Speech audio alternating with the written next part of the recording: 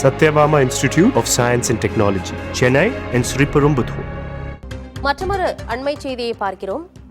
ஈரானின் அணுசக்தியை குறிவைத்து இஸ்ரேல் தாக்குதலை நிகழ்த்தி இருக்கிறது. அண்மை செய்தியாக பார்க்கிறோம்.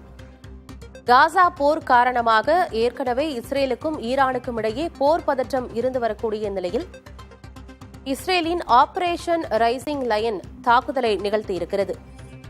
குறிப்பாக ஈரானின் அணுசக்தியை குறிவைத்து இஸ்ரேல் இந்த தாக்குதலை நிகழ்த்தி இருக்கிறது. அண்மை செய்தியாக பார்த்து வருகிறோம். இதனால் ஈரானின் அணுமின் நிலையம், அணு ஆயுத தளங்களை குறிவைத்து இஸ்ரேல் வான்வெளி தாக்குதலை நிகழ்த்தி இருக்கக்கூடிய நிலையில் அண்மை செய்தியாக பார்த்துக் கொண்டிருக்கிறோம். விவரங்களோடு செய்தியாளர் பாலவெற்றிவேல் இணைந்திருக்கிறார். பாலவெற்றிவேல், காசா போர் காரணமாக கடந்த ஓராண்டுக்கு மேலாகவே பார்க்கிறோம் ஈரானுக்கும் இஸ்ரேலுக்கும் இடையே போர் பதற்றம் நீடித்துட்டு இருக்கு. இப்போ ஈரானினுடைய அணுசக்தியை குறிவச்சு இஸ்ரேல் தாக்குதலை நிகழ்த்தி இருக்கு. இது குறித்த கூடுதல் விவரம் என்ன பாலவெற்றிவேல்? ஆனந்தி, இந்திய நேரப்படி அதிகாலை 4 மணி. ஈரானினுடைய தலைநகர் தெஹ்ரானில் நிசப்தமாக மக்கள் உறங்கிக் கொண்டிருக்கிறார்கள். திடீரென ஈரான் முழுவதும் சைரன்கள் ஒலிக்க தொடங்குகிறது. என்னவென இராணுவ அதிகாரிகள் பார்த்தால், ஈரானினுடைய வான்வெளி பகுதிகளுக்குள் இஸ்ரேலினுடைய ஏவுகணைகள், ட்ரோன்கள் தொடர்ச்சியாக ஊடுருவ தொடங்குகிறது.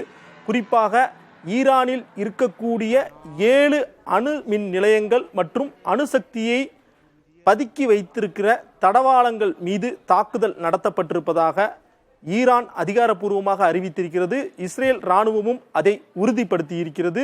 இதற்கு ஆபரேஷன் லைன் என இஸ்ரேல் பெயர் வைத்திருக்கிறார்கள். இது குறித்து பெஞ்சமின் நெத்தன்யாகு செய்தியாளர்களை சந்தித்த போது, இஸ்ரேல் உயிர் வாழ்வதற்கு அச்சுறுத்தலாக இருப்பது ஈரான் தான், எனவே ஈரான் மீது தாக்குதல் நடத்த வேண்டியது காலத்தின் கட்டாயம் என தெரிவித்திருக்கிறார்கள். இந்த தாக்குதல் எப்போது எப்படி நடைபெற்றது என்பது குறித்து நம்ம விளக்கமாக பார்க்கலாம். உலக வரைபடத்தை எடுத்துக்கொண்டோம் என்றால், மத்திய கிழக்கு ஆசிய பிராந்தியம். இந்த மத்திய கிழக்கு ஆசிய பிராந்தியத்தில் இஸ்ரேலில் இருந்து 2000 கிலோமீட்டர் தொலைவில் இருக்கக்கூடிய நாடு ஈரான்.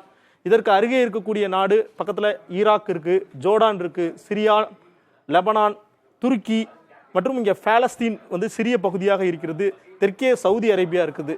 இது எல்லாமே இஸ்லாமிய நாடுகளாக இருக்கும்போது இஸ்ரேல் மட்டும் ஒரு யூத தேசமாக இருக்கிறது. இஸ்ரேல் உருவான காலத்தில் இருந்தே பார்த்தீங்கன்னா பல நாடுகளுக்கும் இஸ்ரேல் இந்த பகுதிகளில் ஊடுருவ தொடங்கிவிட்டது என இஸ்லாமிய நாடுகள் பலவும் எதிர்ப்பு தெரிவித்தார்கள். குறிப்பாக பாலஸ்தீன் தொடர்ச்சியாக ஆக்கிரமிக்கப்படுகிறது என்கிற ரீதியில் அவர்கள் எதிர்ப்பு தெரிவித்து வந்த நிலையில் ஈரானில் ஏற்பட்ட புரட்சிக்கு பிறகு ஈரானினுடைய நிலைப்பாடு நேரடியாக இஸ்ரேலுக்கு எதிராக திரும்பியது. இஸ்ரேலுக்கு எதிராக பாலஸ்தீனத்தில் இருக்கக்கூடிய காசா பகுதியில் ஹமாஸ் அமைப்பினர், லெபனான் பகுதியில் ஹிஸ்புல்லா அமைப்பினர் மற்றும் ஏமன் நாட்டில் ஹவுதி அமைப்பினர், இந்த போராளி குழுக்களுக்கு எல்லாம் நிதி மற்றும் ஆயுத உதவிகள் தொடர்ச்சியாக ஈரான் வழங்கி வந்ததாக இஸ்ரேல் குற்றச்சாட்டு தெரிவித்த நிலையில காசா போரை பற்றி நமக்கு தெரியும். 2023ஆம் ஆண்டு அக்டோபர் மாதத்தில் 7ஆம் தேதியில் தொடங்கியது.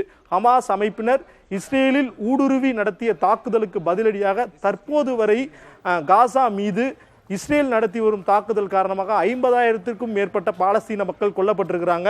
இந்நிலையில இந்த தாக்குதலுக்கு பிறகு இஸ்ரேல் மற்றும் ஈரானுக்கு இடையிலான இந்த உறவு மிகப்பெரிய அளவில் விரிசல் அடைந்திருக்கிறது. குறிப்பாக இந்த 2 நாடுகளுக்கும் இடையே நேரடி தாக்குதல் கூட நடைபெற்றது. கடந்த வருடம் அக்டோபர் மாதம் நேரடியாக ஈரானில் இருந்து இஸ்ரேலை நோக்கி பாலிஸ்டிக் ஏவுகணைகள் வீசப்பட்ட நிலையில இன்று அதிகாலை ஈரானில் இருக்கக்கூடிய அணுசக்தி நிலையங்கள் மற்றும் இராணுவ முகாம்களை குறிவைத்து தாக்குதல் நடத்தப்பட்டிருக்குது. போர்டோ, கோண்டாப், இஸ்பஹான், தெஹ்ரான், நடன்ஸ், புசர் உள்ளிட்ட 7 பகுதிகளை குறிவைத்து இஸ்ரேல் இராணுவம், வான்வெளி படைகள் தாக்குதல் நடத்தியிருப்பது தற்போது ஈரானாலும் உறுதிப்படுத்தப்பட்டிருக்கிறது, இஸ்ரேலாலும் உறுதிப்படுத்தப்பட்டிருக்கிறது. இதில் ஈரானினுடைய புரட்சிகர காவல் படையினுடைய தலைவர் ஹசன் சலாமி மரணம் அடைந்திருக்கிறார் என்கின்ற ஒரு தகவல் வெளியாகி இருக்கிறது. ஹசன் சலாமியை பொறுத்தவரை ஈரானில் ஒரு சக்தி வாய்ந்த இராணுவ தலைவராக அவர் பார்க்கப்படுகிறார். அவருடைய மரணம் மிகப்பெரிய அளவிற்கு ஈரானில் சோகத்தை ஏற்படுத்தியிருக்குது. இந்நிலையில் தற்போது நமக்கு கிடைத்திருக்க தகவலின் அடிப்படையில் ஈரானும் இஸ்ரேல் மீது தற்போது ட்ரோன் தாக்குதலை தொடர்ச்சியாக நடத்தி வருகிறது. குறிப்பாக இதை அமெரிக்கா உன்னிப்பாக கவனித்து வருவதாக அமெரிக்க அதிபர் டொனால்ட் ட்ரம்ப் தெரிவித்திருக்கிறார். இந்த இஸ்ரேலின் தாக்குதலுக்கு அமெரிக்கா தான் பொறுப்பேற்க வேண்டும் என ஈரானும் குற்றம் சாட்டியிருக்கிற நிலையில தற்போது நம்ம பார்த்து கொண்டிருக்கிற அந்த மத்திய கிழக்கு ஆசிய பிராந்தியத்தில் பதற்றமான நிலை நிலவுகிறது. தாக்குதல் தொடர்பான தகவல்களை வழங்கியமைக்கு நன்றி Balavetrivel. Satyabama Institute of Science and Technology, Chennai and Sriperumbudur.